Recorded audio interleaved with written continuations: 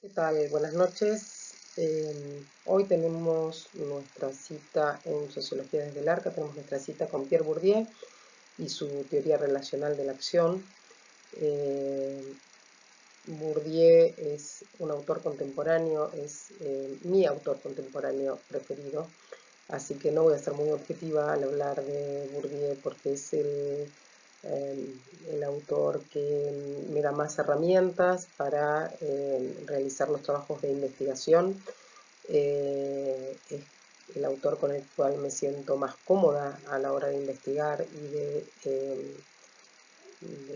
hacer sociología, así que van a tener que desafiar bastante en este video todos los elogios que puedo hacer respecto de Pierre Bourdieu. Dicho esto, dicho lo cual, espero que al leerlo se enamoren de él tanto como me produzco a mí este enamoramiento intelectual.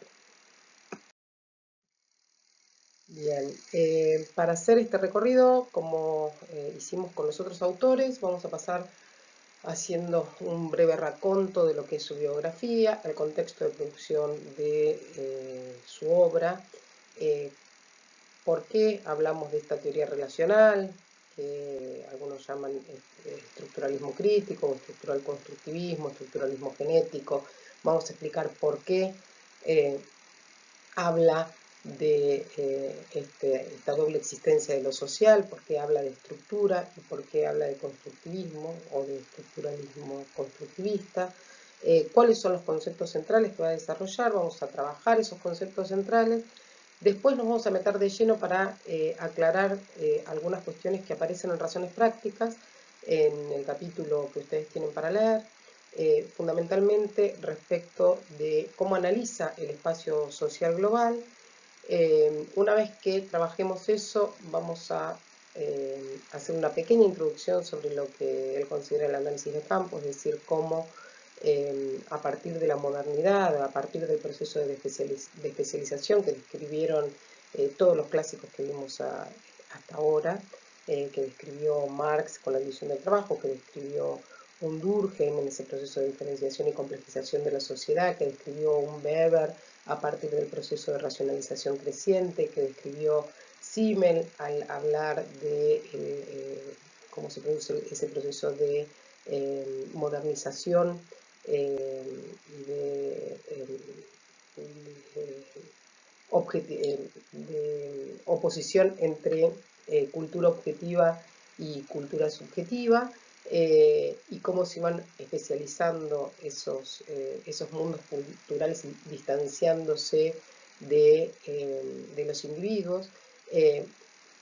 Lo vimos en Miliband, que está tratando de defender igual una posición desde el materialismo histórico, y ahora vamos a ver cómo Bourdieu analiza esa complejización que se produce a partir de la modernidad del mundo social, de eso que él llama el espacio social, y cómo para esto utiliza un concepto que es el concepto de campos, y cómo realiza ese análisis de los campos para analizar esa complejización del mundo social. Bien, después, ¿cuáles son los aportes? ¿Por qué puede ser interesante para la carrera de ustedes la sociología de Bourdieu? Y finalmente, bueno, las referencias. Bien. Pierre Bourdieu nace en 1930 en Mendin, Francia, muere en el 2002, también en Francia, en París. Es hijo único de una familia campesina de origen bernés. El padre es obrero agrícola, y acá una característica que es que esa zona, que es la zona de Occitania en Francia, era una zona que era considerada, digamos, subalterna, y que justamente se la descalificaba o se la consideraba subalterna porque era una zona que mantenía la lengua local, que era el occitano o la lengua occitana bearnesa. Bien, él logra hacer una educación en la Escuela Normal Superior de París. Bueno, ahí les pongo por todas las instancias en las que pasa, pero lo que me interesa marcar acá es que cuando se alista dentro de lo que es como un servicio militar, va a cumplir ese servicio una cantidad importante de años que residen en Argelia, y es ahí donde abandona los intereses filosóficos, porque él hasta ahí había estudiado filosofía en la Universidad de París, y se abandona la magnitud de la filosofía insuficiente, ¿no? Y acá, de nuevo, como una influencia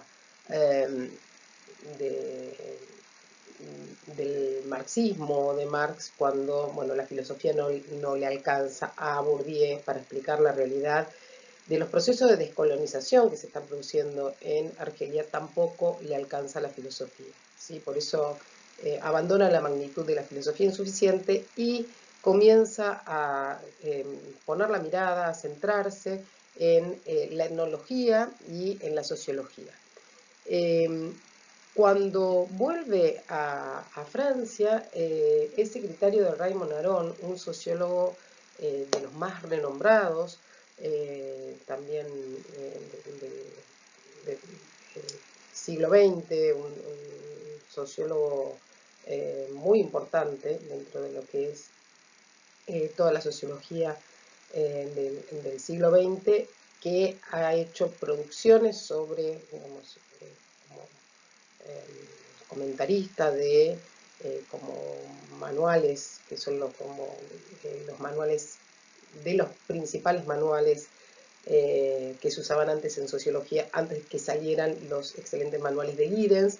Bueno, el autor, digamos, de referencia para estudiar, para acercarse, por ejemplo, a Weber o a un clásico, era Raymond Aron. Bien, él es secretario de Raymond Aron en el Centro de Sociología Europea y rompe filas con Raymond Aron, ahora lo vamos a ver cuando veamos el contexto, rompe filas justamente cuando se produce el Mayo francés, porque tienen posiciones políticas respecto, visiones, perspectivas, respecto de cómo analizar ese Mayo francés y cómo posicionarse frente a este movimiento de mayo de 1968 en Francia. El 68 fue un año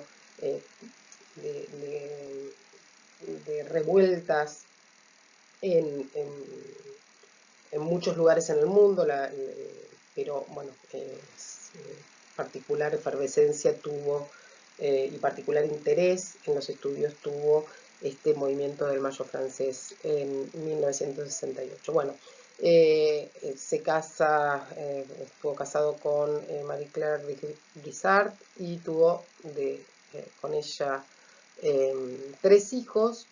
Bien, no sé si me olvido de algo. Y bueno, dentro de las cosas que tenemos que comentar respecto también de su cuestión biográfica es que una vez que él se hace cargo del Centro de Sociología Europea, también tiene una labor como universitario, como académico, como investigador, pero también como editor de Ediciones Minuit, que es la que edita sus obras, que edita la revista, que es una de las revistas más importantes en la actualidad, que es Axe de la Recherche en Francia, de sociología, y que alrededor de esa revista y de esa editorial se convoca a un grupo de investigadores que son los más, de los más prolíficos en la actualidad. Bien. ¿Cuál es el contexto de producción? Bueno, como comentamos también con Miliband, es el contexto de segunda posguerra. En Bourdieu lo que encontramos es una profunda preocupación por los procesos de descolonización. Piensen que Argelia era colonia francesa y bueno, él analiza todos esos procesos, sobre todo la vida de en Cabilia, donde realiza, habíamos comentado que estuvo haciendo parte de un servicio militar, pero bueno, ahí hace un trabajo etnológico y digamos, es cuando comienza su preocupación sociológica, pero además es, digamos, el tipo de mirada, el tipo de trabajo que va a terminar, va a seguir alimentando todo su trabajo antropológico y socioantropológico y sociológico sobre cómo se dan los mecanismos de reproducción de la dominación masculina. Hay un texto muy interesante de Bourdieu que se llama justamente La dominación masculina, y sobre las relaciones de género. En esto quiero hacer un paréntesis y rescatar que, digamos, dentro de lo que es la coherencia que yo rescato en Bourdieu, es esta coherencia entre, digamos, entre su prédica teórica y de investigación y sus acciones y sus acciones concretas para modificar las condiciones de dominación que él considera injustas, para develar esas condiciones de dominación y para luchar contra las condiciones de dominación. Bien, les decía que, bueno, que parte de esos estudios comienzan con ese interés en Cabilia, y bueno, esto era lo que les comentaba del Centro de Sociología Europea, que a partir de los 60, alrededor de ese Centro de Sociología Europea, se produce, se agrupan una cantidad de investigadores,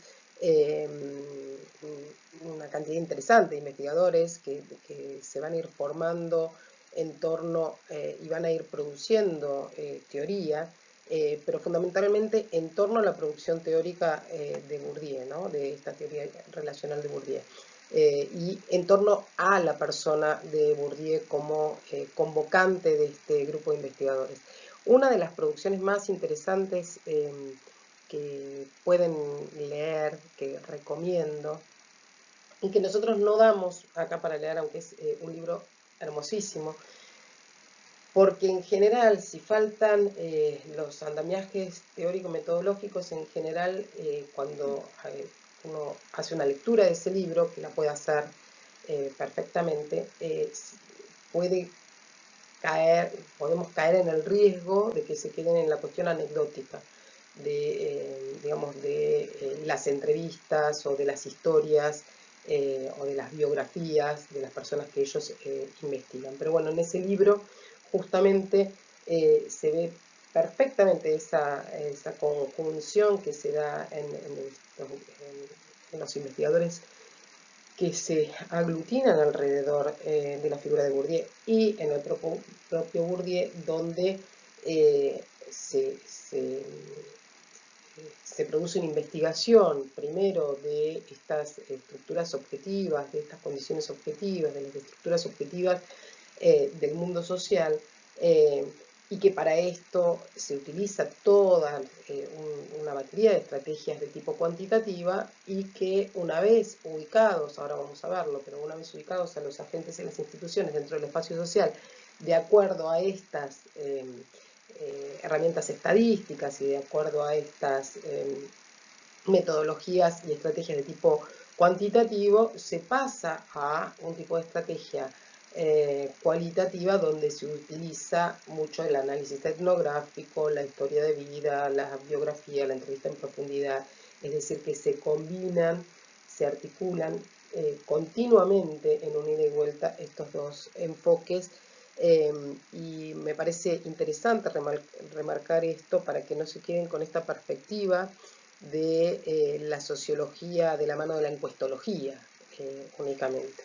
Bien, entonces, bueno, les decía que este libro, esta producción que es más que interesante, que realiza Bourdieu junto con este grupo de investigadores de Francia, pero también de Estados Unidos, como Lloyd Backwell, que Francia, pero que investiga en Estados Unidos, que el libro se llama La miseria del mundo, que hay traducción en castellano. Bien, ¿qué más?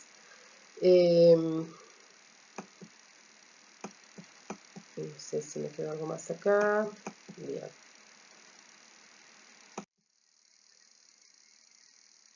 Lo que nosotros pretendemos en este video presentar es justamente esto que es su concepción teórica, teórico-metodológica, que recibió numerosas denominaciones. De nuevo, vuelvo un poquito para atrás. Cuando hablamos del contexto, un contexto de posguerra, un contexto de procesos de colonización, procesos coloniales, y también una influencia, me olvidé de las influencias, pero también influencias digamos, de las discusiones que vimos previamente también en un Miliband, es decir, por un lado de las producciones de la Escuela de Frankfurt, de la segunda generación de la Escuela de Frankfurt.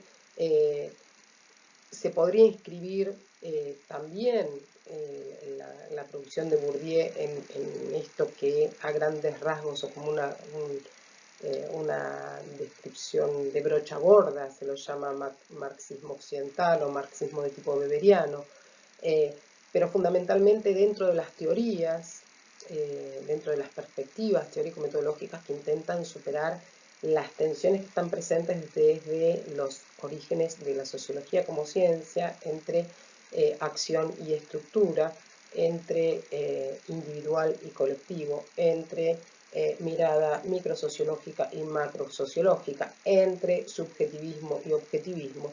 Y dentro de estas teorías que intentan superar esas dicotomías, podemos encontrar la teoría de Bourdieu, la teoría de Giddens, bueno, de Ritzer, que ustedes tienen, no sé si este año les dejamos unas hojitas para leer de Ritzer, bueno, pero hay autores que hacen ese esfuerzo, entre ellos Bourdieu, ¿sí? Bien, por eso hay, digamos, como una revalorización y una relectura de los clásicos justamente para poder hacer ese abordaje.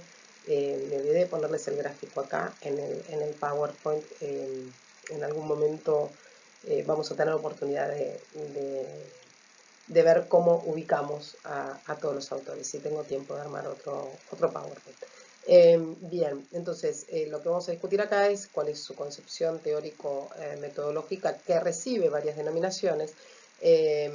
Por ejemplo, de estructuralismo crítico, por ejemplo, se le ha llamado estructuralismo genético, o una teoría integradora de la estructura y de la acción, de lo individual y de lo colectivo, del objetivismo y del subjetivismo.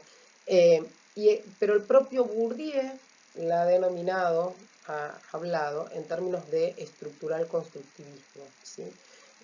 O de, bueno, en la traducción que toma Álvarez Sousa habla de constructivismo estructuralista, ¿sí? Es decir, que reconoce que hay como una pata, un andamiaje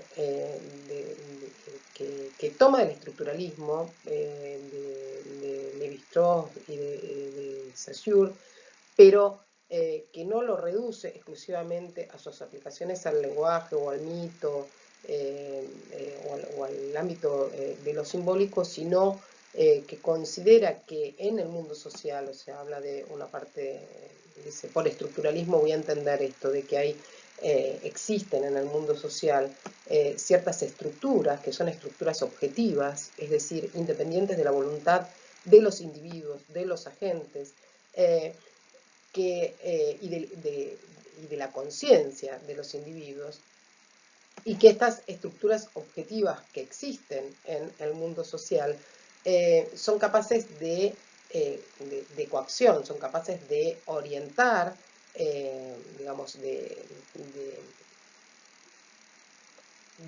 condicionar las oportunidades, de poner, digamos, límites, de presentar un abanico de límites posibles, es decir, de estructurar también las prácticas de los agentes o las condiciones de posibilidad de esas prácticas y sus representaciones, ¿sí? Entonces, esta sería como la cuestión estructuralista, ¿no? Estas representaciones de primer orden, ¿no? Que son, digamos, las estructuras objetivas que existen independientemente de la voluntad de los individuos, que pueden orientar las prácticas de esos individuos, que existen independientemente de la conciencia que se tenga de su existencia, y que, digamos, bueno, que constriñen en cierto sentido la acción, las representaciones de los individuos y las representaciones que tenemos del mundo, ¿sí?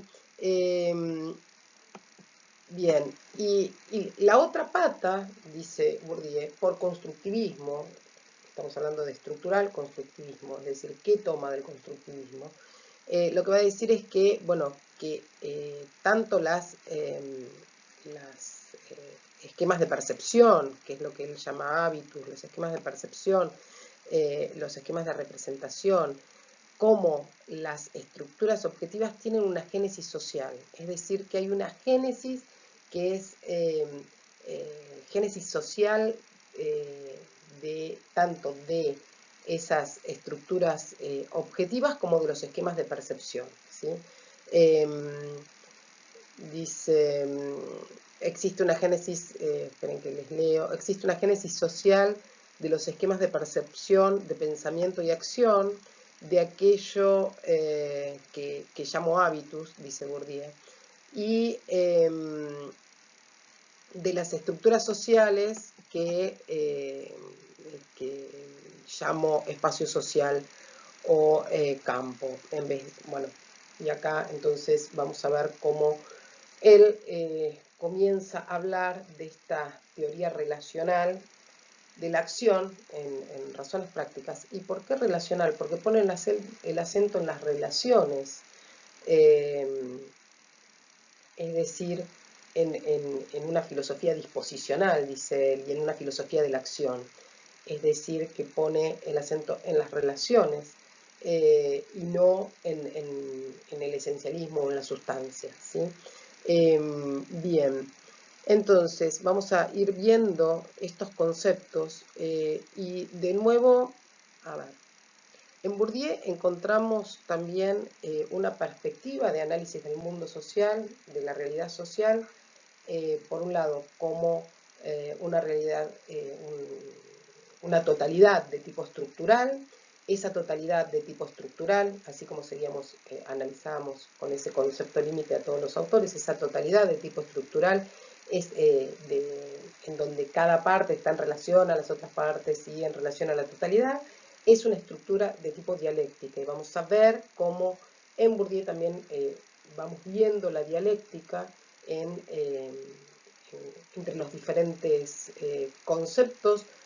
¿Por qué? Porque dice él, porque la realidad es dialéctica, que esto lo toma del materialismo. La realidad es dialéctica. Va a tomar elementos de Marx y va a tomar elementos de Weber y va a discutir con ambos, ¿sí? Y va a tomar elementos de Durkheim. Y aunque lo cita poco, también toma elementos de Simmel. Bien, entonces vamos a ver cómo desarrolla conceptos dentro de esa teoría relacional, que son parte de su teoría relacional, pero que no pueden explicarse por separado o que no funcionan de manera independiente, sino que funcionan dentro de este corpus teórico. Es decir, que no puedo hablar de uno de ellos sin hacer referencia a los otros, ¿sí? Entonces acá, bueno, se los puse como para que los tengan en el PowerPoint y así los vamos describiendo cada uno para que después ponerlos en relación en la próxima en la próxima diapositiva. Entonces, bueno, el primer concepto para explicar es por qué Bourdieu prefiere hablar de espacio social, y acá, bueno, esto que les decía, ¿no? Que por más que hay pocas citas respecto de Simmel, podemos encontrar esta preferencia de análisis de la sociedad en términos de una geometría social, ¿no? Él prefiere hablar en términos de, para no hipostasiar, justamente como decía Simmel, el concepto de sociedad, prefiere hablar de espacio social, que es un espacio multidimensional, que es tanto espacio físico, es decir, que tiene una topología, como un espacio de relaciones sociales, ¿sí? Entre agentes, instituciones, y digamos, este espacio social lo va a definir como una estructura, de nuevo, esta idea de totalidad de tipo estructural, como una estructura de relaciones y posiciones entre agentes e instituciones, ¿sí? Es decir, es una estructura en donde lo que vamos a encontrar son posiciones relacionales, ¿sí? En ese espacio, de agentes que ocupan diferentes posiciones e instituciones que ocupan diferentes posiciones, y que son objetivas porque las posiciones que cada uno ocupa son independientes de la voluntad de cada uno, y cada uno va a tener una posición o va a ser ubicado objetivamente en el espacio de acuerdo a determinadas propiedades, de acuerdo a determinadas posibilidades de apropiación de ciertos recursos, que es lo que él llama capital, de cierta fuerza, de cierto poder, de cierto trabajo social acumulado que se puede apropiar y que se considera como recurso. Y de acuerdo a esas cantidades van a ocupar posiciones diferentes dentro de ese espacio social. Es decir, que el espacio social es una estructura, que es una estructura objetiva, que tiene diferentes dimensiones, pero que en principio podemos decir que tiene una dimensión física y que tiene una dimensión de relaciones sociales, que es una estructura objetiva, independiente de la voluntad, de posiciones unas respecto de las otras, como todo espacio. Cada posición se define, siempre les doy el mismo ejemplo, pero cuando yo era chica, que no existía el GPS, para ubicar un punto en el espacio, un punto en un mapa, nos decían que tenía que ser por referencia a otros dos puntos, por ejemplo, latitud y longitud, ¿no? Que es lo que nos hace ahora el GPS de manera automática. Digamos que las posiciones nunca están en el aire, siempre son en relación a otras, ¿no? Y, digamos, las propiedades específicas que tiene ese espacio social, como un universo social, las propiedades específicas son que en ese espacio se produce la distribución de bienes, de recursos que son escasos, que son considerados escasos. Esto es histórico, o sea, tanto la conformación de las necesidades como la necesidad de esos recursos está, tiene una génesis social e histórica, ¿sí? Diferente de una sociedad a la otra.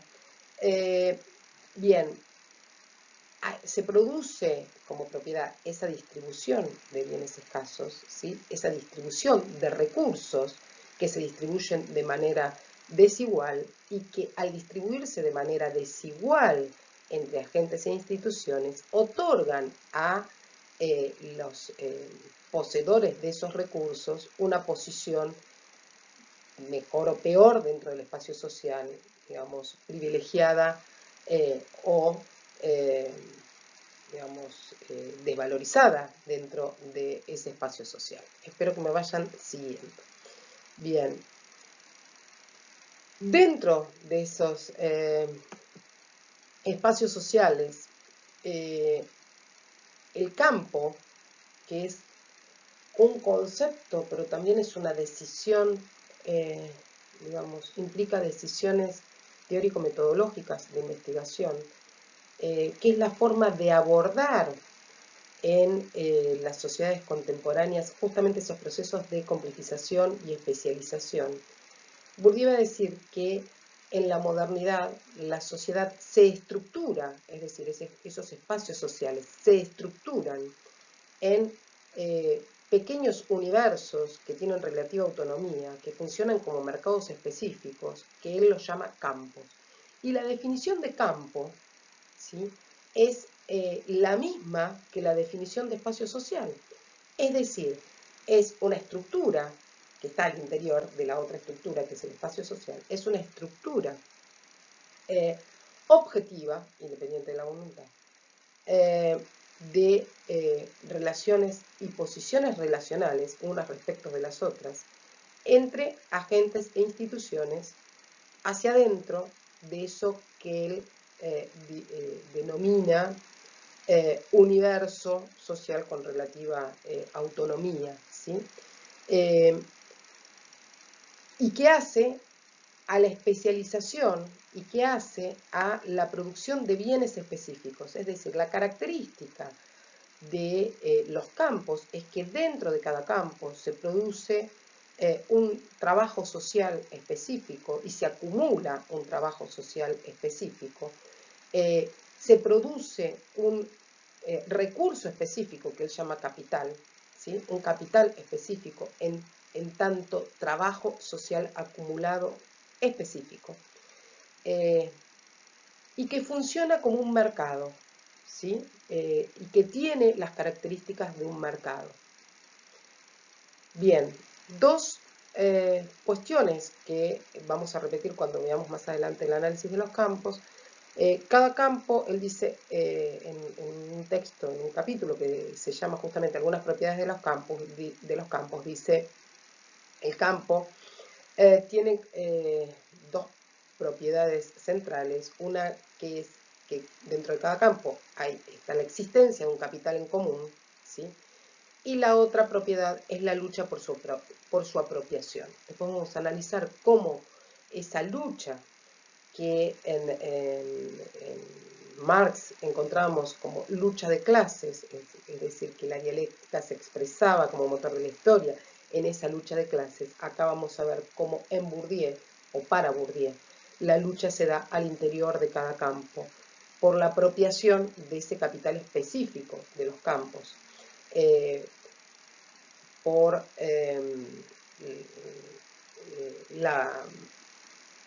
la definición de cuál es la forma o cuál es el tipo de capital o la perspectiva dentro de cada uno de esos campos, como mercado específico.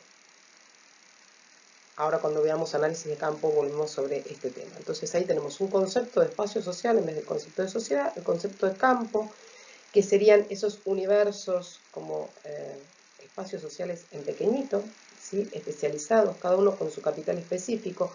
Para que se entienda, Bourdieu dice que el primer campo que se separa en la modernidad es el campo del arte, ¿sí?, que comienza a separarse, por ejemplo, del mundo de la religión y a tener sus reglas específicas, sus digamos, críticos específicos, sus productores específicos, sus marchands específicos, sus instituciones específicas, y cuyo valor y capital se produce y se reproduce dentro de ese mercado específico donde participan agentes que están interesados en luchar por apropiarse ese capital específico de ese mercado.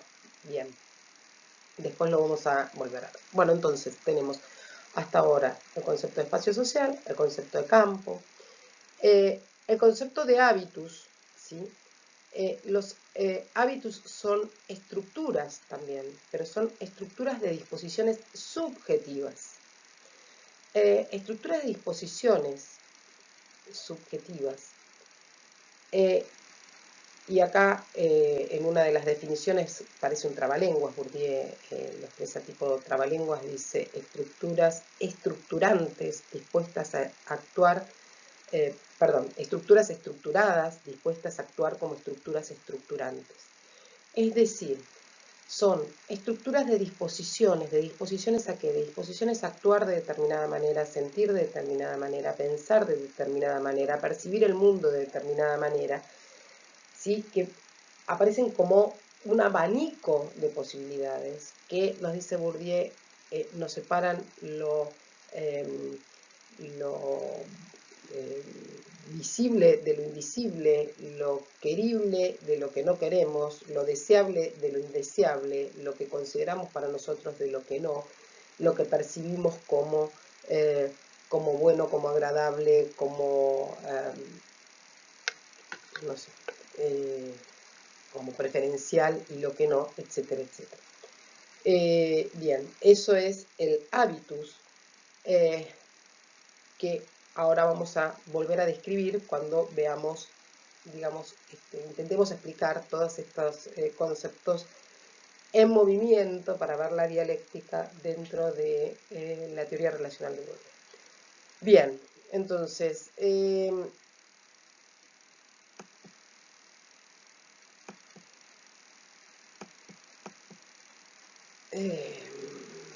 hablamos del principio de distribución y de diferenciación del espacio social. ¿Qué más? A ver.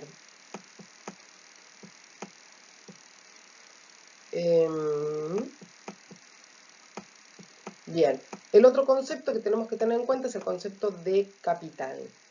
Bien, y acá no hay un único capital, sino que cuando Bourdieu está hablando de capital, está hablando de diferentes recursos, ¿sí? Está hablando eh,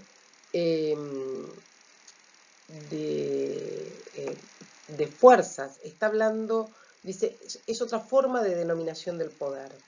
Está hablando de, y acá en términos weberianos, sería la posibilidad de imponer nuestra propia voluntad aún en contra de toda resistencia en una relación social, y por lo tanto,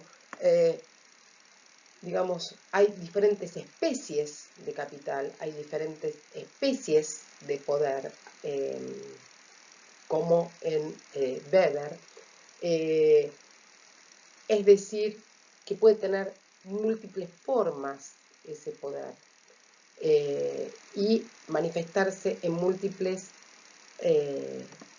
recursos o capitales, que no es otra cosa que trabajo social acumulado respecto de diferentes necesidades de la sociedad en un momento determinado. Entonces, digamos, ¿para qué nos sirve hablando en términos de capital? Bueno, porque es a partir de de la distribución de esos recursos que son escasos, de esos capitales que son escasos, que vamos a poder posicionar a los agentes de acuerdo a cómo se ve esa concentración de fuerzas o recursos o poder. Por lo tanto, que con el concepto de capital y digamos, con estos conceptos de espacio social, de capital, rompe con ese esencialismo y con el sustancialismo en sociología, ¿no? Cuando está hablando de capital, está hablando, por ejemplo, de capital económico, pero no solamente de capital económico, sino de capital social, de capital cultural, de capital simbólico, de capital político, de capital, por ejemplo, militante, es de los últimos que estuvo trabajando antes de morirse en el 2002 con el grupo de investigadores, y otro tipo de capital científico, ¿sí? Es decir, que vamos a tener diferentes especies de capital, y lo que vamos a ver en razones prácticas es que él dice que hay determinadas especies de capital que son más eficientes para clasificar, para posicionar a los agentes dentro del espacio social, para ubicar a los agentes dentro del espacio social en los países desarrollados. Y esos capitales más específicos o más eficientes, que nos sirven para clasificar a los agentes en las sociedades desarrolladas, son el capital cultural y el capital económico. Entonces vamos a ver ahora cómo hace esa primera distribución. Bien.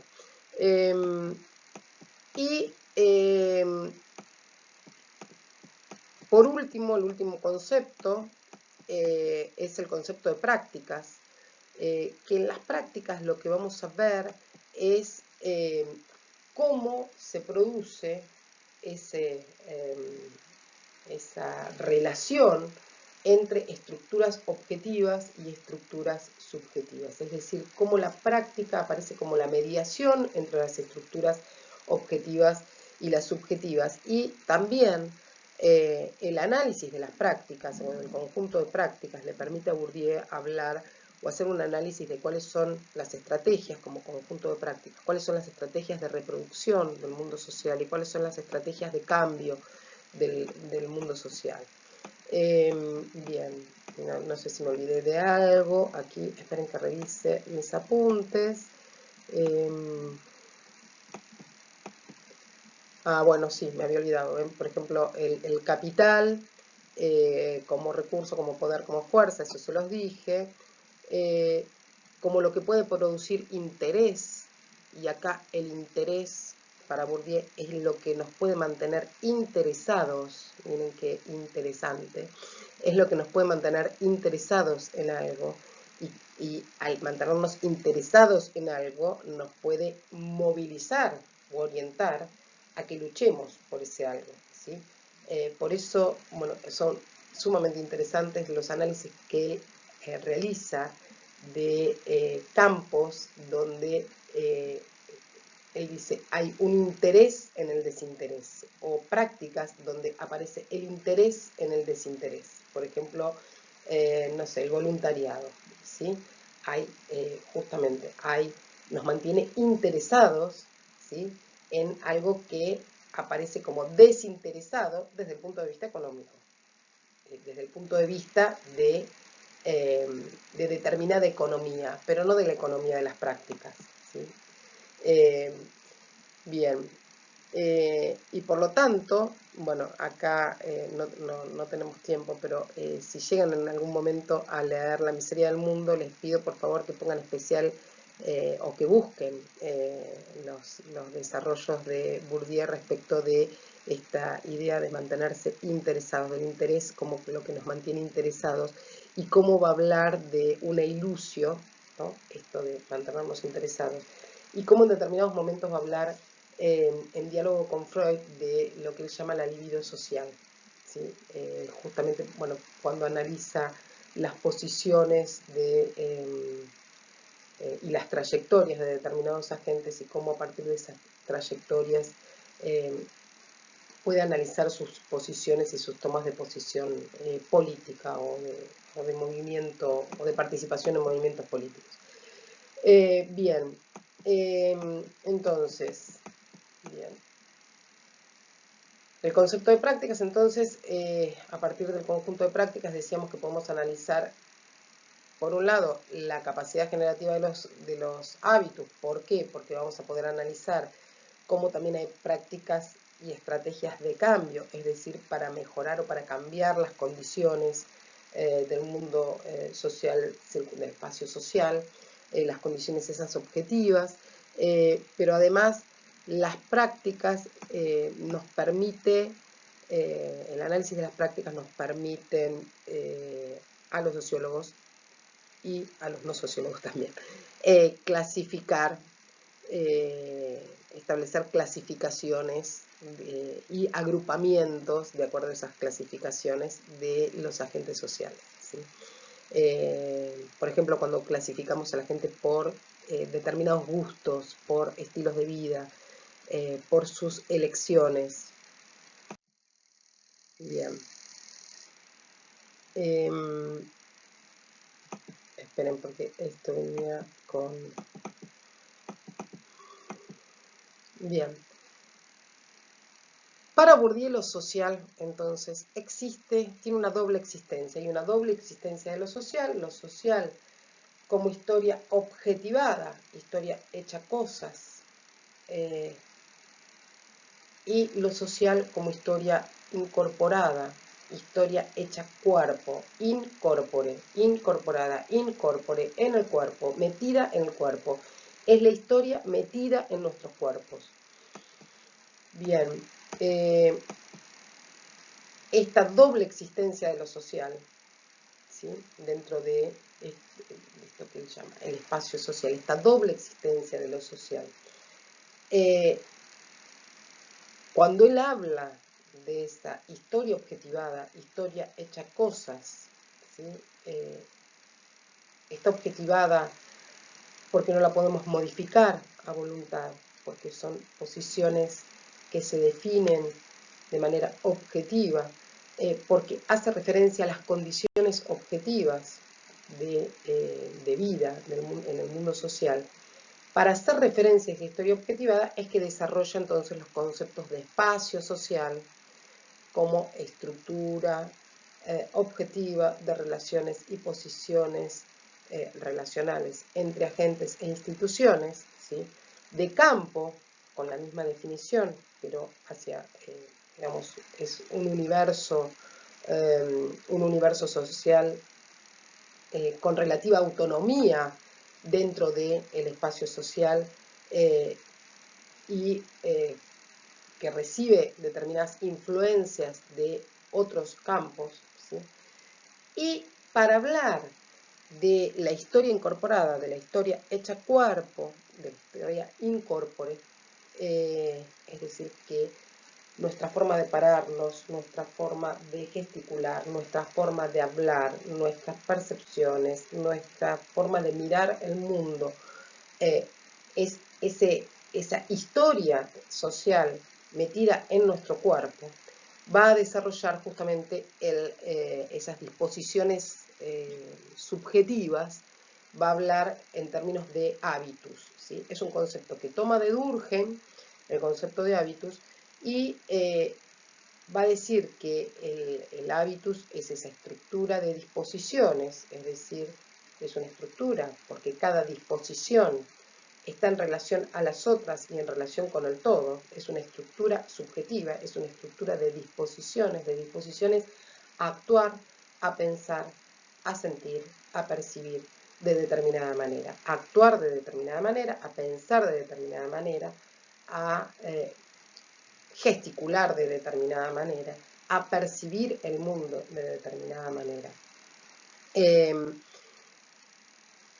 Bourdieu lo que nos va a decir es que en los hábitos está incorporado esas divisiones objetivas, incorporamos esas divisiones que están objetivas, que son objetivas del mundo social, de acuerdo a la distribución desigual de recursos y de acuerdo a la posición que cada una de nuestras familias tiene en el momento de nuestro nacimiento, ¿sí? Por eso es importante la trayectoria del hábitus. Es decir, es desde donde incorporamos el mundo social.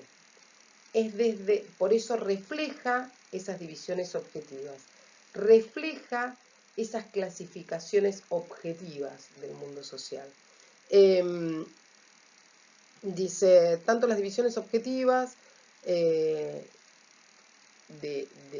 grupos, de clases sociales, de etarias, de género, es decir, incorporamos ese mundo social y esas divisiones de género, étnicas, etarias. Por eso los hábitos van a variar, y se va a ver múltiples hábitos diferentes, van a variar en función de la posición que la persona ocupa en el mundo social. Y es lo que permite a las personas dar sentido al mundo social. Dice Bourdieu, hay multitud de hábitos y eso quiere decir que no hay una única manera de incorporar ese mundo social y por lo tanto eso habla de los grados de libertad que quedan respecto de la percepción del mundo y de las posibilidades de actuar en el mundo. Es decir, que la estructura del mundo social, las estructuras objetivas, no se imponen como un molde de manera directa, no se imprimen de manera directa, sino que hay determinados grados de libertad, ¿sí? No hay una manera predeterminada, preformateada sobre todos los agentes de manera uniforme, sino que hay margen de libertad para, digamos, que tiene que ver con esa capacidad generadora de los hábitos o de generar cambios. Bien.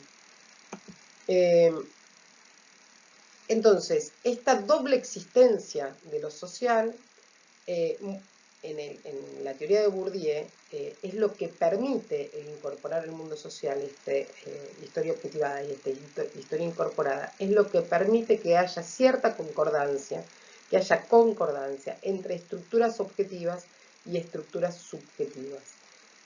Entre ese espacio social y el hábitus, entre la distribución desigual que se da en el espacio social y las estructuras de disposiciones subjetivas de acuerdo a posición dentro del espacio social. Entonces hay concordancia entre estructuras objetivas y estructuras subjetivas. Entre, digamos, la mediación o la relación dialéctica se va a establecer entonces entre las estructuras objetivas y las subjetivas, se van a dar en las prácticas, ¿sí? Y la relación va a estar dada entre, digamos, entre ese hábitus como estructura de disposiciones y las posibilidades u oportunidades de logro que ofrece el espacio social en un momento determinado. Cuando Bourdieu analiza las prácticas, va a denominar al conjunto de prácticas, las va a llamar estrategias, y estas estrategias pueden ser estrategias de reproducción, son estrategias de reproducción que pueden ser estrategias de cambio o estrategias de sobrevivencia, ¿sí? O sea, digamos, analíticamente, el investigador las puede diferenciar entre estrategias de cambio y estrategias de sobrevivencia, a ese conjunto de prácticas, ¿sí? Que se da en esa interrelación, en esa relación dialéctica entre estructura de disposiciones, es decir, entre hábitos, y oportunidades de logro dentro del espacio social, o condiciones objetivas dentro del espacio social.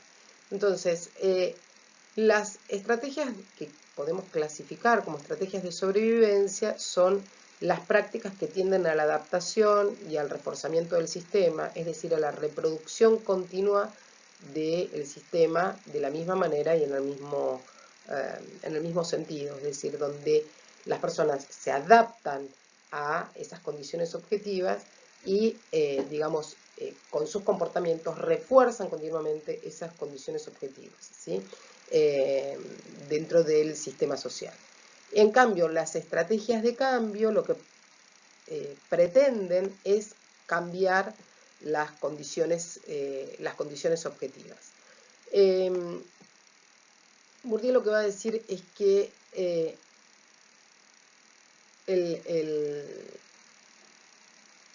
hábitus va a estar dado de acuerdo a la posición relativa que cada uno tenga dentro del espacio social. Esa posición relativa, ustedes piensen, a ver, y acá me falta pizarrón, me falta, a ver, si el hábitus va a ser la incorporación de lo social, es decir, el mundo social hecho cuerpo, pero hecho cuerpo ¿desde dónde? Desde la posición que ocupamos, o que ocupa nuestra familia, ¿sí? De acuerdo en ese espacio social. Es una posición que es independiente de la voluntad de la familia, ¿sí? Porque es una posición en relación a las otras posiciones de acuerdo a la cantidad de recursos específicos que están distribuidos desigualmente y de acuerdo a la cantidad que tengamos. Ahora lo vamos a ver en la próxima diapositiva.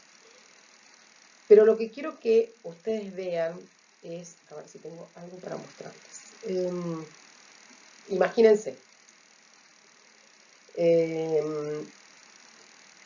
supongo que es algo que todos conocen.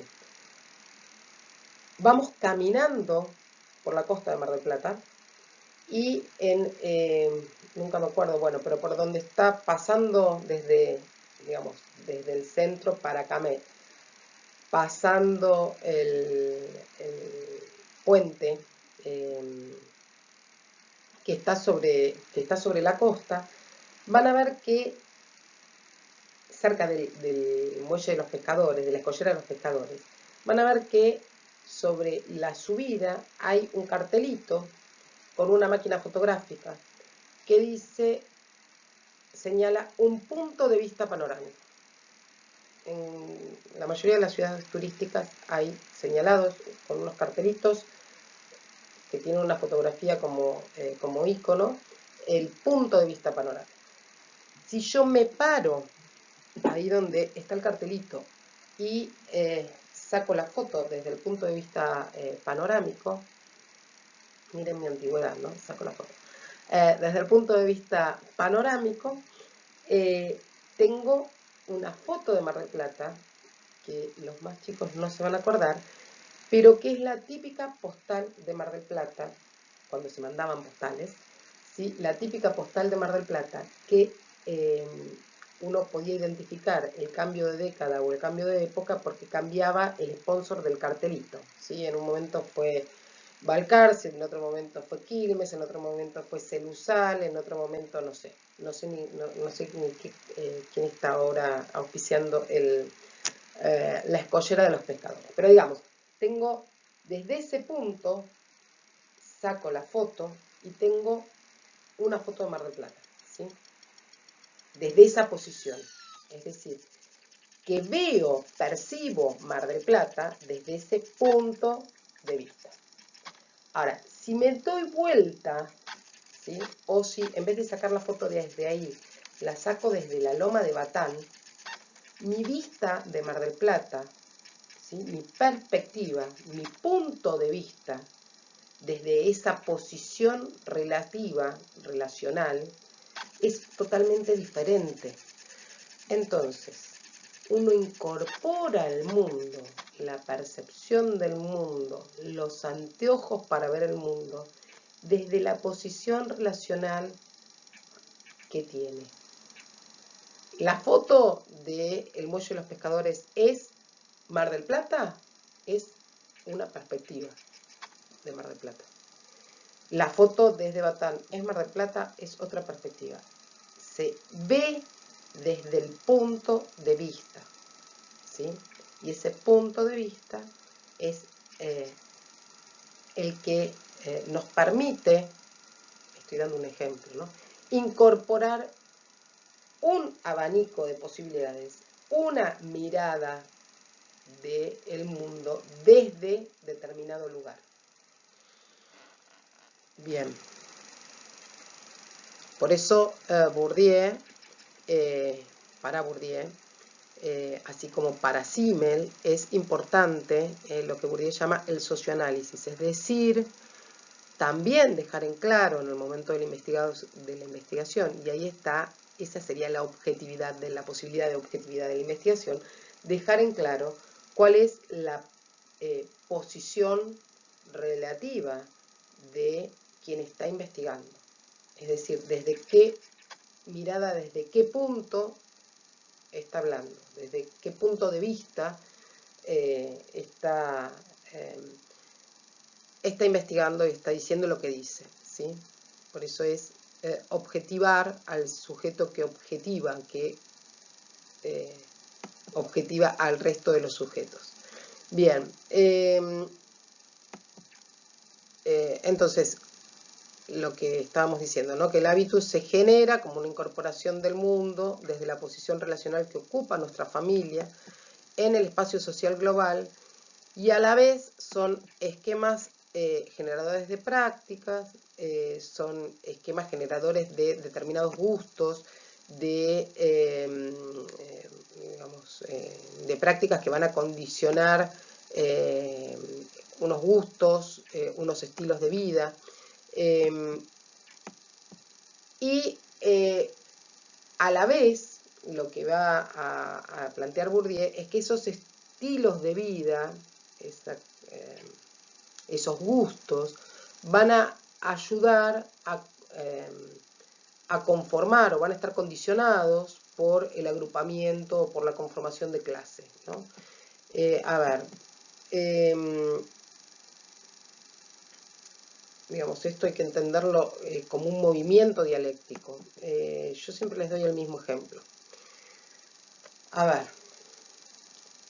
esto es algo que entienden prácticamente, de manera práctica, como un razonamiento práctico,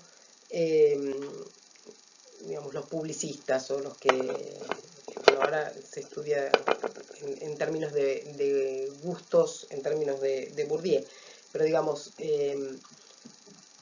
a ver, cuando yo me vine a vivir a Mar del Plata, tenía X cantidad de dinero de una venta de mi casa en Buenos Aires, de nuestra casa en Buenos Aires, para construir en Mar del Plata.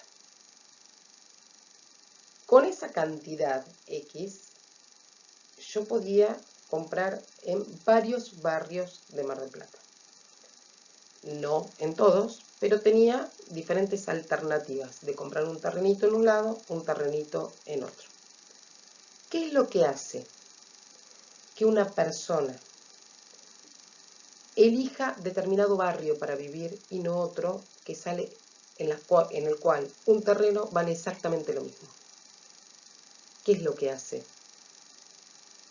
a esa inversión diferente o a esa inversión de plata? Tiene que ver con el gusto, tiene que ver con cómo se conformó ese gusto, con la trayectoria, con las expectativas, con lo que lo mantiene interesado. Bueno, eso es todo lo que estudia Bourdieu, y por eso muchos dicen que, muchos planteaban que a la par de Simmel, o como Simmel, estudiaba cuestiones desvaloradas, desvalorizadas, subvaloradas dentro de lo que es el mundo académico,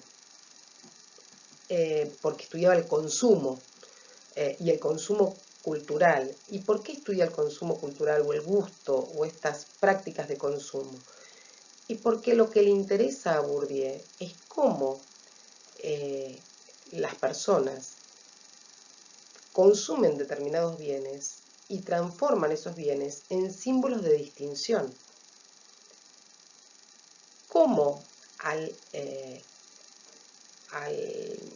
elegir un lugar, uno está tratando de encontrar un símbolo de distinción. Como al ir a comprar un jean y no otra marca de jean, me trato de identificar y agrupar y enclasar con determinadas personas que comparten eso y distinguirme de otro tanto que no comparten mi gusto. ¿Se entiende? A ver, ¿cómo se puede explicar? Por ejemplo,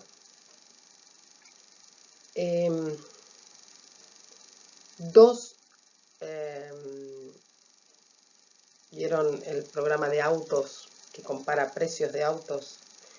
Tal vez tenemos dos autos, dos sub que tienen un precio similar, prestaciones similares. ¿Qué es lo que hace que uno elija una marca por sobre la otra? Que uno piense que una marca es más,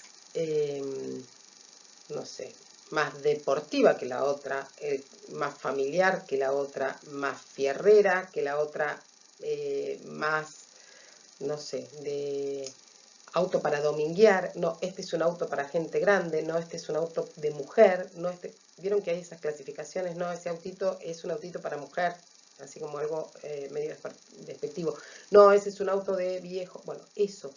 Por eso Bourdieu dice, somos clasificadores, es decir, elegimos, ¿sí? El auto, casa, ropa, las prácticas de consumo, elegimos, somos clasificadores, decimos esto me gusta, esto no me gusta, esto es pensable, esto es impensable, esto es para mí, esto no es para mí, ¿sí? Esto es decible, esto es indecible.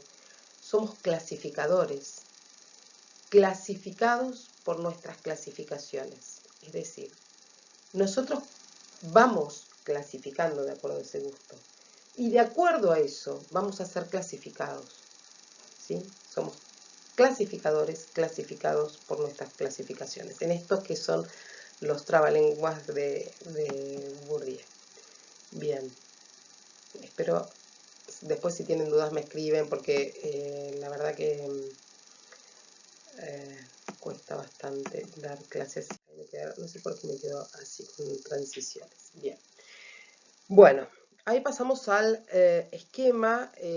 Puse la referencia de dónde saqué este gráfico que está divino en colores. La puse al final en referencias a quien le tomé esta imagen de que aparece en Razones Prácticas, pero que en realidad es una imagen que aparece en uno de los libros que fue más importante de Bourdieu, que se llama La Distinción, Criterios y Bases Sociales del Buen Gusto, se llama así el libro. Y acá en Razones Prácticas, que es el libro que nosotros elegimos, y sobre todo el capítulo 1, porque como en este libro él intenta explicar su teoría relacional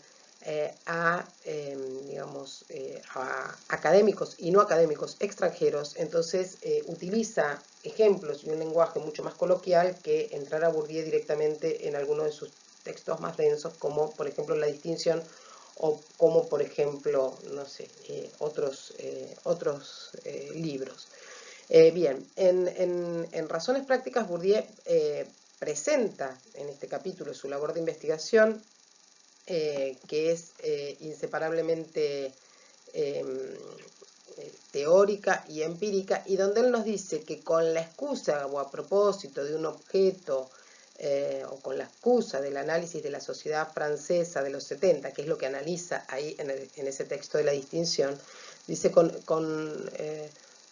a propósito, con la excusa de un objeto bien situado en el espacio y en el tiempo, que es la sociedad francesa de la década de los 70, él en este capítulo nos muestra cómo se puede movilizar una pluralidad de métodos de observación y de medida, que son tanto cuantitativos como cualitativos, métodos estadísticos, métodos etnográficos, la mirada macrosociológica y microsociológica, es decir, dice él, cómo se puede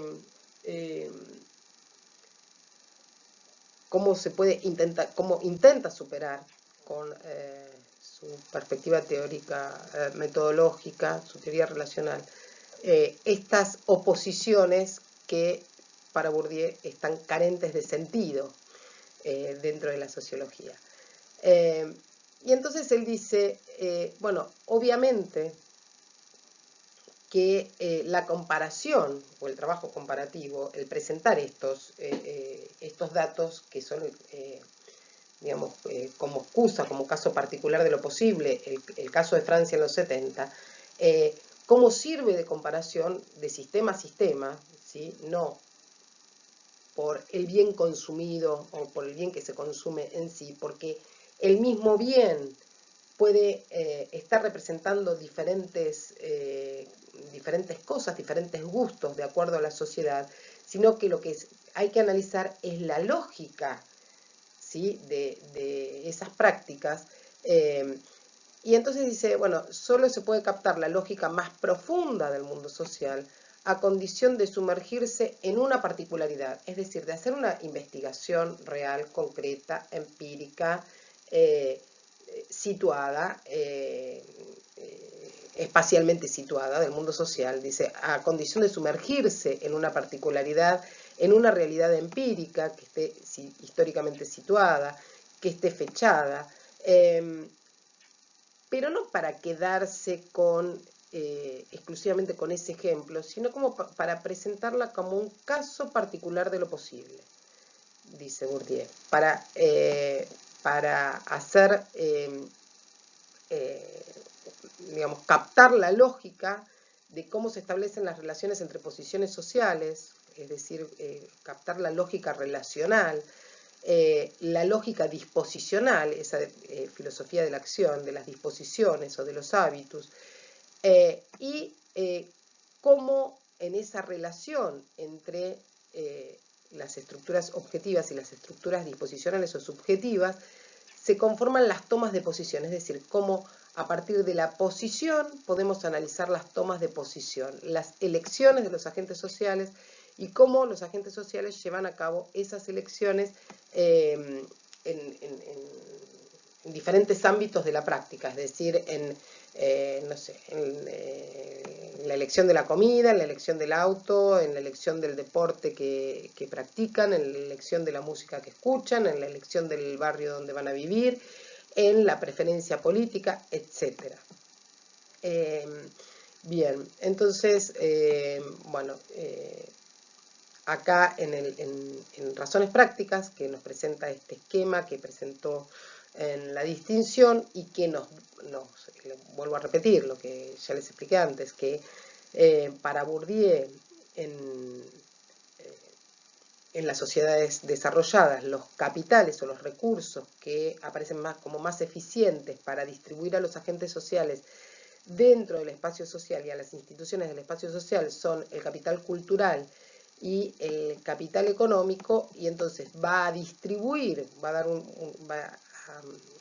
a mostrarnos cómo en este caso de esta investigación empírica él hizo una distribución de acuerdo a estos dos capitales, ¿sí? ¿Cómo se hace la distribución? Y él dice, bueno, de acuerdo a volumen de capital, a volumen y estructura de capital. Es decir, que voy a ubicar a los agentes de acuerdo a volumen y estructura de capital. Volumen de capital es la cantidad de recursos global que yo tengo, ¿sí? De todas las especies de recursos y de todas las especies de capitales que yo tengo, la bolsa completa sería. En este caso le está tomando dos especies de capital, que son el capital cultural y el capital económico, es decir, que si tengo mucho capital económico y mucho capital cultural, voy a estar hacia arriba, ¿sí?, del espacio social. Por eso es volumen y estructura. La estructura es, digamos, la composición de cuánto tengo de capital cultural y cuánto tengo de capital económico, si tengo más de uno que de otro, y eso me va a dar el posicionamiento, la ubicación, la posición relativa hacia la izquierda o hacia la derecha, de acuerdo si tengo más capital cultural o más capital económico. Por eso él dice, el volumen y estructura de capital, de acuerdo a eso, voy a ubicar a los agentes sociales dentro del espacio social. Y esa posición relacional es independiente de lo que ellos consideren, de cómo ellos se autoperciban, ¿sí?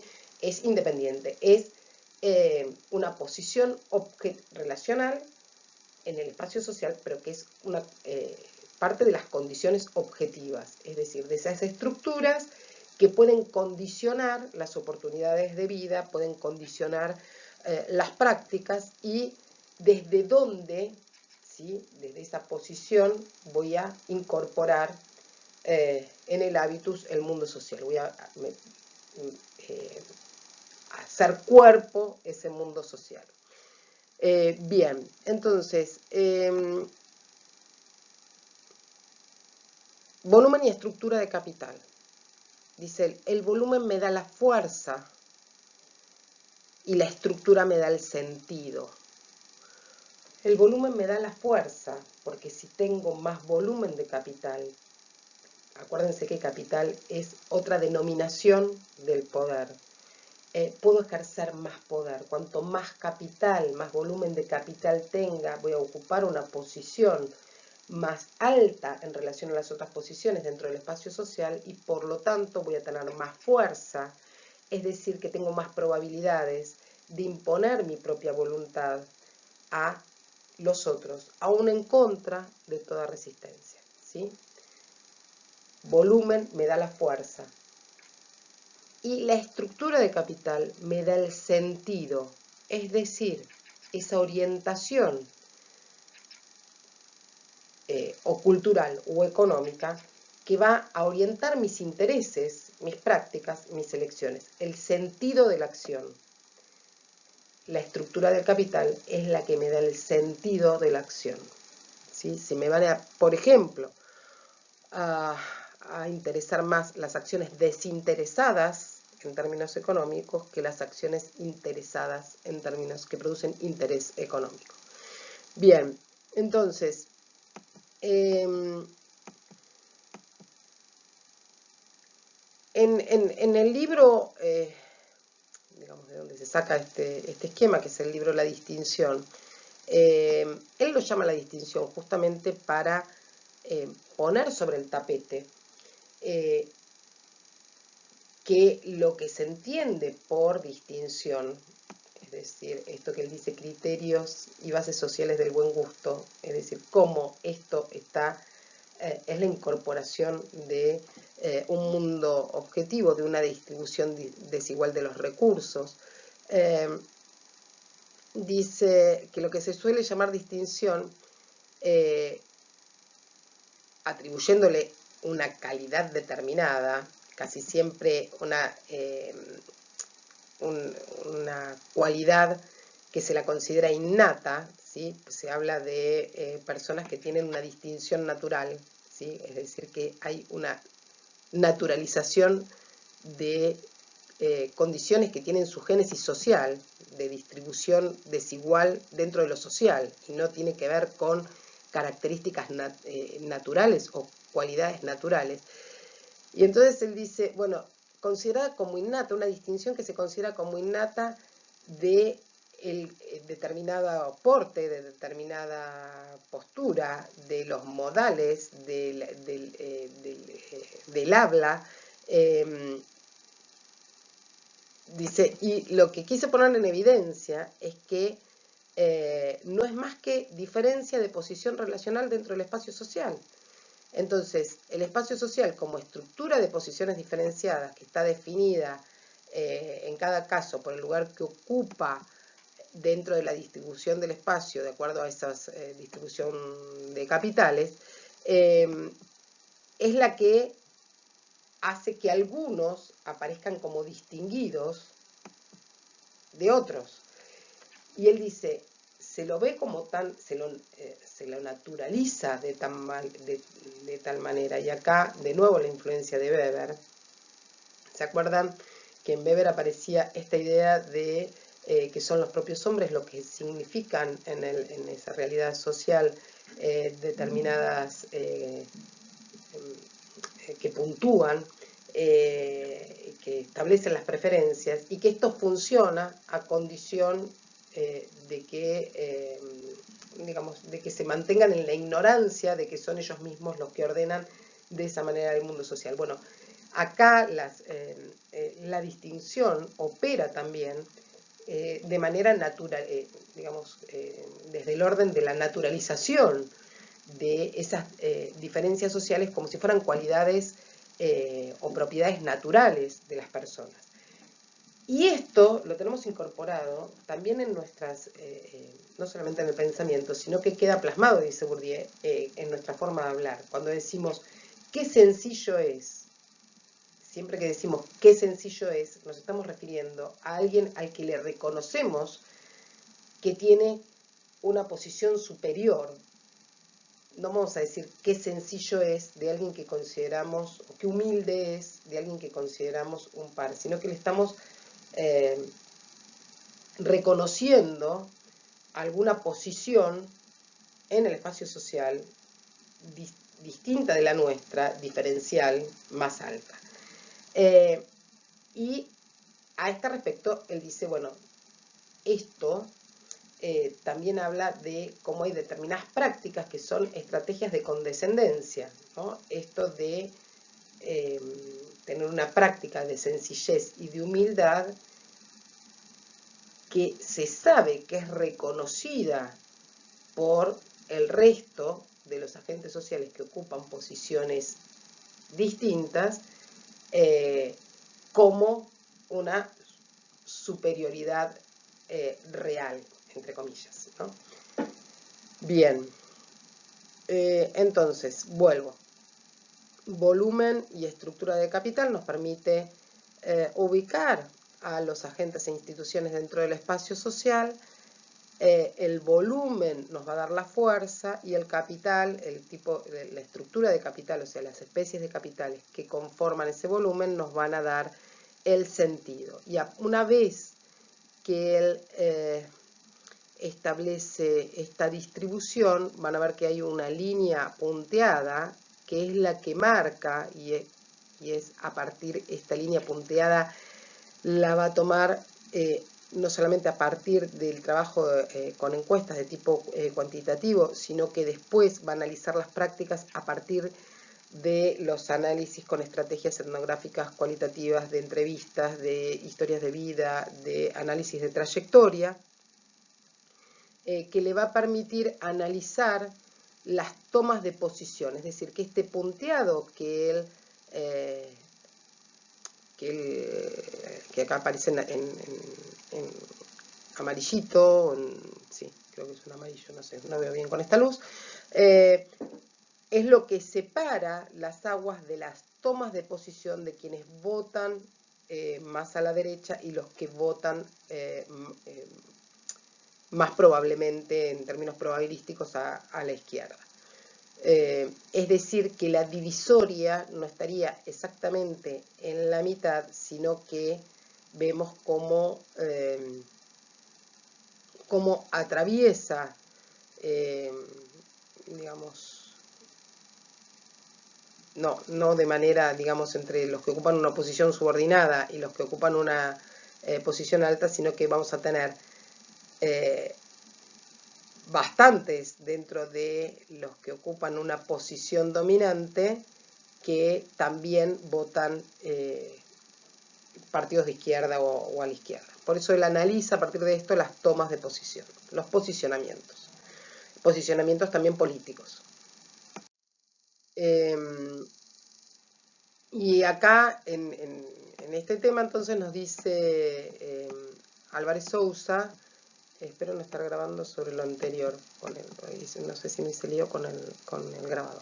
Bien, acá nos dice Álvarez Sousa que, digamos que esta separación entre clases en el papel y clases movilizadas, en esta separación Bourdieu establece una nueva ruptura, ¿no? con respecto de otras concepciones de clase, dice, contra el realismo inteligible, que es el que defiende la existencia de clases objetivas que están estructuradas en base a determinada propiedad o a determinada condición, como puede ser las relaciones sociales de producción, y que entiende que si esas clases no actúan de acuerdo con tales condiciones objetivas es porque tiene falsa conciencia, ¿no? Que ahí encontraríamos gran parte de las perspectivas del análisis de clase del materialismo histórico.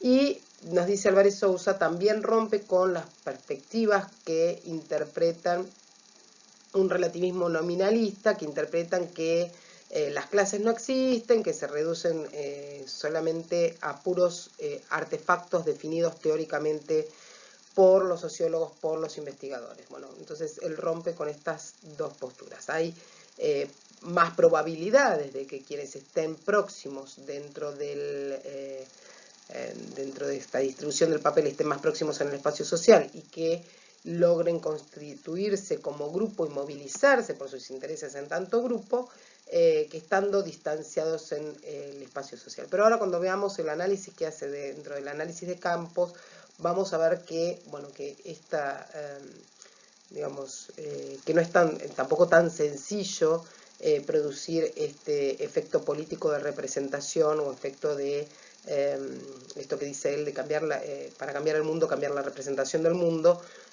fundamentalmente en las sociedades más complejas donde hay, digamos, donde lo que tenemos que analizar es la relativa autonomía de los diferentes campos y cómo se relacionan unos con otros dentro del espacio social global, además de analizar, digamos que es más complejo, ¿no? Además de analizar las posiciones de los agentes sociales. Lo que va a plantear Bourdieu es que se puede entrever como ranuras, como espacios entre las diferentes clases, así como entre fracciones de clase, y que, por lo tanto, al agrupar, al clasificar a los agentes de acuerdo con esos recursos que poseen, de acuerdo con los capitales que poseen, lo que tenemos que ver es analizar los capitales actuales, digamos, los capitales o los recursos que tenía antes y la trayectoria de clase que fueron siguiendo. Es decir, por ejemplo, y esto lo tenía bastante claro, ¿no? Justamente por su condición de hijo de campesino, de obrero agrícola, es decir, que su trayectoria fue de reenclasamiento, él cambia de clase social. Por eso pone tanto el acento en la cuestión de la génesis social de las estructuras objetivas y subjetivas, y también del análisis justamente de la trayectoria, como un análisis casi genealógico de la trayectoria, y no exclusivamente hablar en términos de movilidad social, es decir, de cómo uno puede pasar de una clase a la otra. ¿Por qué? Porque entre estas fracciones de clase, entre estos espacios que se producen entre las clases o en estos agrupamientos, lo que es importante es ver la trayectoria. No es lo mismo, dice él, alguien que está clasificado o que está próximo en el papel de acuerdo a los capitales actuales, porque yo al clasifico de acuerdo a capitales actuales y los posiciono cercano a alguien que cuya familia ya está clasificada en esa posición social, en una generación, 2 generaciones o 3 generaciones, que el recién llegado, que sería el advenedizo. Bueno, hay muchas expresiones en lo social para descalificar a quien accede, a quien tiene los recursos, tiene los capitales para estar clasificado dentro de un tipo de clase en el papel, y que por trayectoria de la familia y por trayectoria biográfica no tendría todavía esos derechos de membresía plena para ese grupo, ¿sí? Por eso él dice, bueno, cómo se trata al advenedizo, cómo se trata al recién llegado. Entonces, es importante cuando se analizan las clases, analizar también las trayectorias. Bien.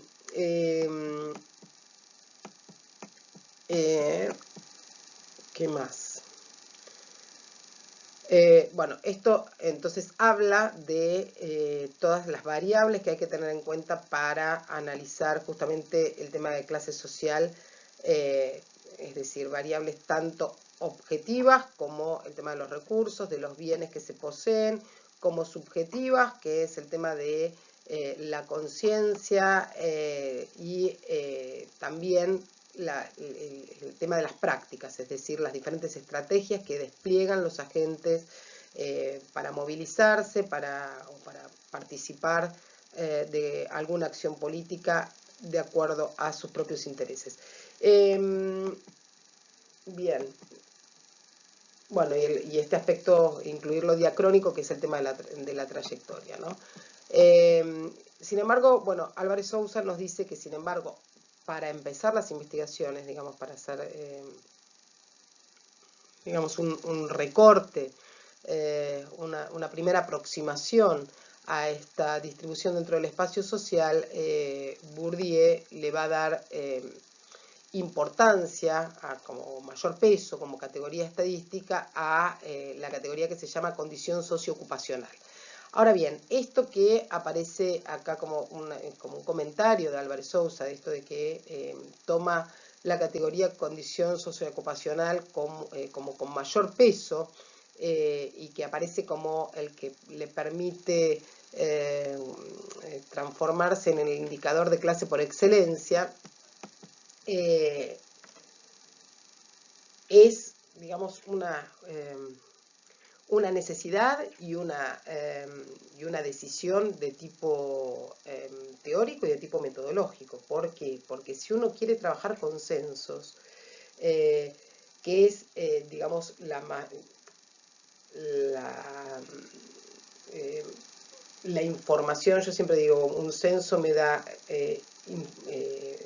información sobre toda la población de una información de poca densidad, ¿no? O sea, poquita información de toda la población de una sociedad. Pero si uno quiere empezar, digamos, a clasificar dentro de todo el espacio social global a casi toda la población, la categoría estadística que tiene para realizar esa clasificación es la de condición socioocupacional. Y si uno quiere, como investigador, trabajar con, digamos, con estudios comparativos de diferentes sociedades o de la misma sociedad en diferentes periodos históricos, digamos, la categoría estadística que tiene disponible para trabajar, digamos,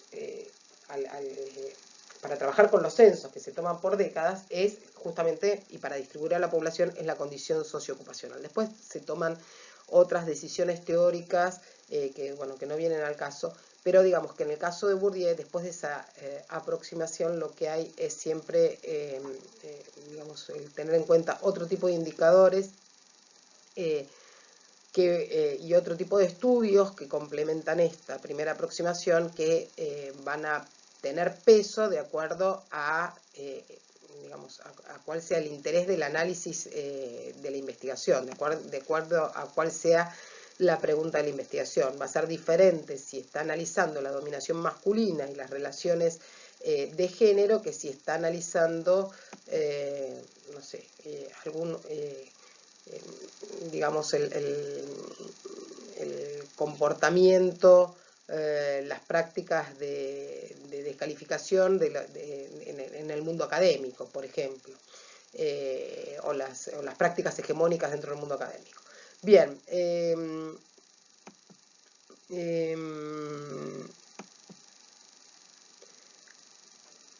bueno, y ahí entonces, de ahí que se pueda justificar que tome esta categoría de estadísticas, como categoría estadística la condición socioocupacional, para hacer esa distribución estadística de la población y después realizar sobre la base de esta distribución estudios correlacionales, ¿no? Que es, digamos, como la práctica habitual del primer momento de investigación, de las investigaciones de Bourdieu, ¿no? El análisis correlacional. Para después, o en simultáneo, parte del grupo de investigación, realizar estos estudios cualitativos en base a lo que son los análisis biográficos, análisis etnográficos, de observación con participación. Yo tenía un profesor que decía en los manuales de investigación, esto está corriendo, sí, en los manuales de investigación se hablaba de observación participante, y yo tenía un profesor que decía, la observación no participa, es observación con participación. Así que de ahí me quedo, observación con participación. Bien. Acá les quería comentar, se me está haciendo re largo este video, es mi entusiasmo por Bourdieu. Les quería comentar algo que era lo que complejizaba el análisis. Por un lado, que cuando hablamos, yo les dije que, bueno, que tomaba conceptos de la geometría al hablar de espacio social como un espacio multidimensional, y también de la física al tomar el concepto de campo, que lo toma de la teoría de los campos de la física. Lo que quiero que se entienda es, a ver, por ejemplo, y esto siempre, ahora sí, tengo para mostrarles. Ahora tengo para hacer una cosa práctica. No sé si va a resonar, pero A ver si tengo algo para que resuene. Bourdieu dice, ¿hasta dónde llega el efecto de ese mercado, de ese universo, del universo social relativamente autónomo, de ese campo como campo de fuerzas, que tiene como campo de poder, de un poder específico, hasta dónde llega el efecto o esa relativa autonomía de ese mercado de bienes específicos? Dice, los límites del campo llegan hasta donde tiene efecto de campo. Y entonces yo siempre les explico con una antigüedad qué es esto de tener efecto de campo, para que se entienda. Y por qué ese efecto de campo no es algo estático de los campos, sino que también varía, por eso hay que hacer análisis diacrónicos, también varía, es decir, de génesis social, de un momento a otro, y de las influencias recíprocas con otros campos. Dice Bourdieu entonces, el límite de un campo llega hasta donde llega el efecto de campo. Y yo acá me había anotado darles el ejemplo del diapasón. No tengo un diapasón, no sé si saben lo que es un diapasón. Les cuento, por las dudas, para los que no sepan, el diapasón era como una especie de horqueta, es una especie de horqueta que utilizan los afinadores, por ejemplo los afinadores de piano, para afinar un piano.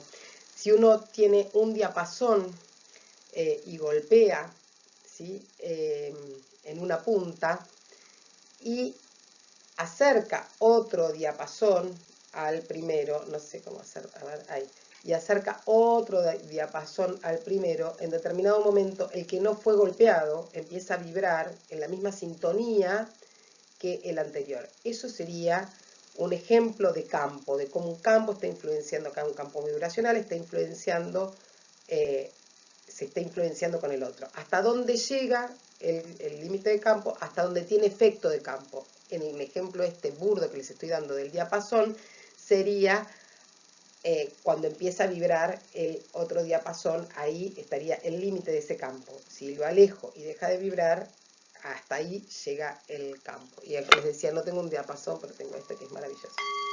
Ahí está. Les hago vibrar un cuenco. Y si tuviera el otro acá, capaz que los podría hacer vibrar en conjunto para que se note esta idea de los campos. Bien. Cuando está analizando los campos, él dice, tienen algunas propiedades de los campos, son tener un capital en común, un capital específico, que es ese trabajo social acumulado específico al campo, por ejemplo, las obras de arte dentro del campo artístico, que es el primero que se separa, como les comenté, y la lucha por la apropiación, es decir, que la lucha de clases se va a dar dentro de los campos en las sociedades más desarrolladas. Las sociedades más desarrolladas, la sociedad del espacio social se estructura en campos y las luchas se dan hacia el interior de los campos, es decir, que es más complejo coordinar la lucha de clases, digamos, la lucha entre dominantes y dominados, las oposiciones, hacer evidente las contradicciones, las oposiciones, porque se dan hacia el interior de cada campo. Yo acá les puse el diagrama que se usa en general para explicar el análisis de campo de Bourdieu. La D mayúscula es dominantes, la D minúscula dominados, obviamente, dentro de los campos. Ahí se da hacia el interior de los campos, se da la lucha.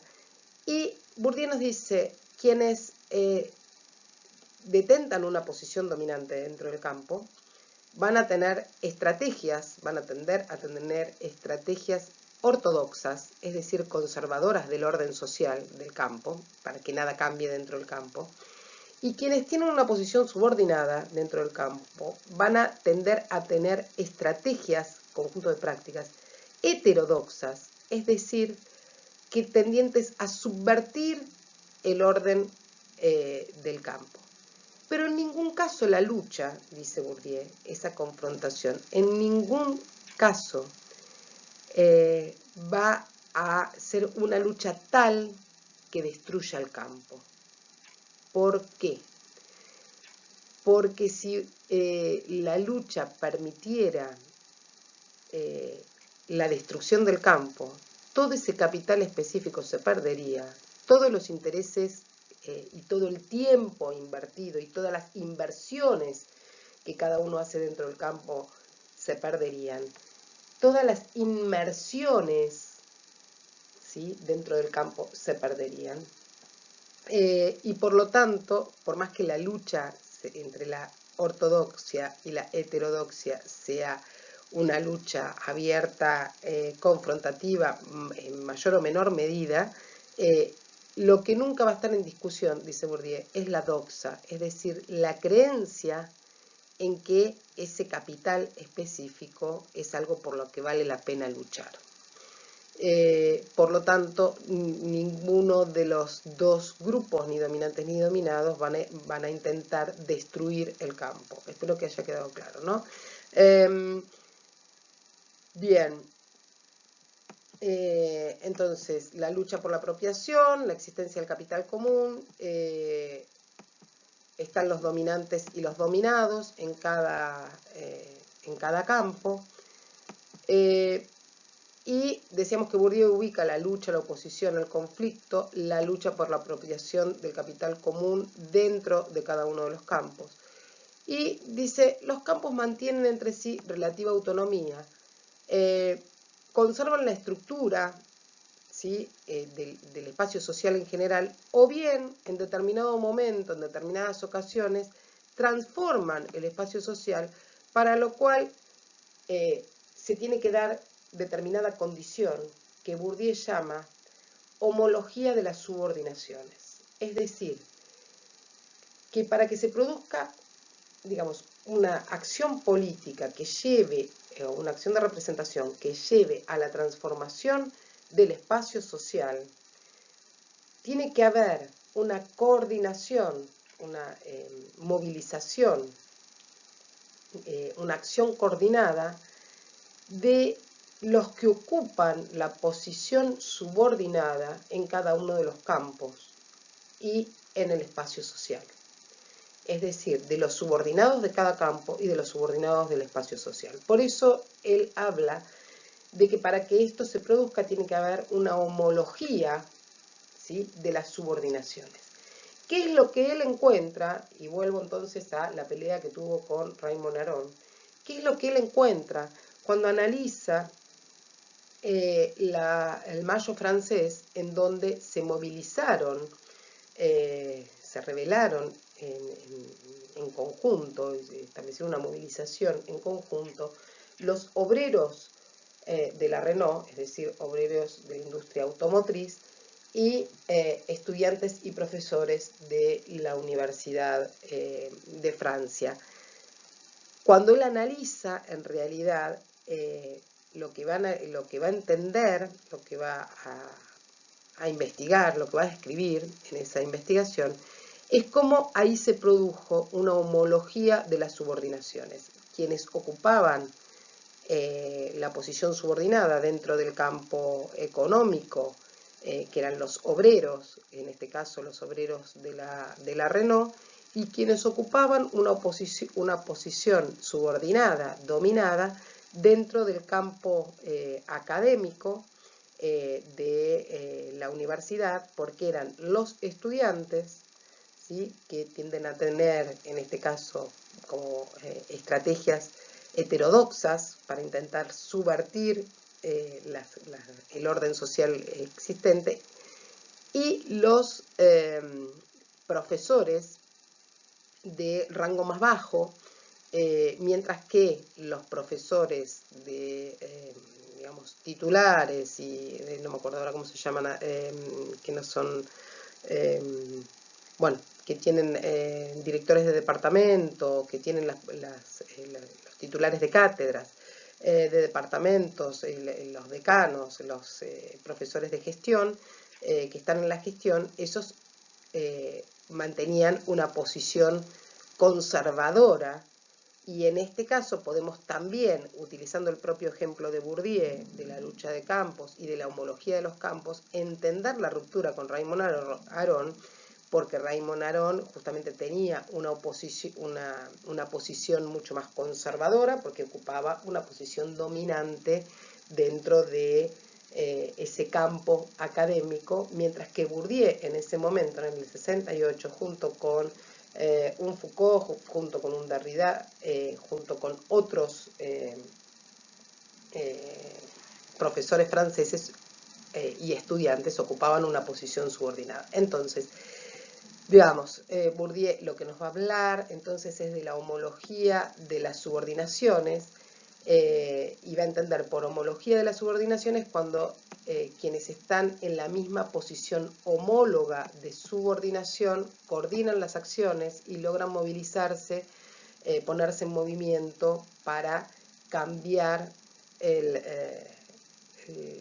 los principios de visión y de división del mundo. Bien.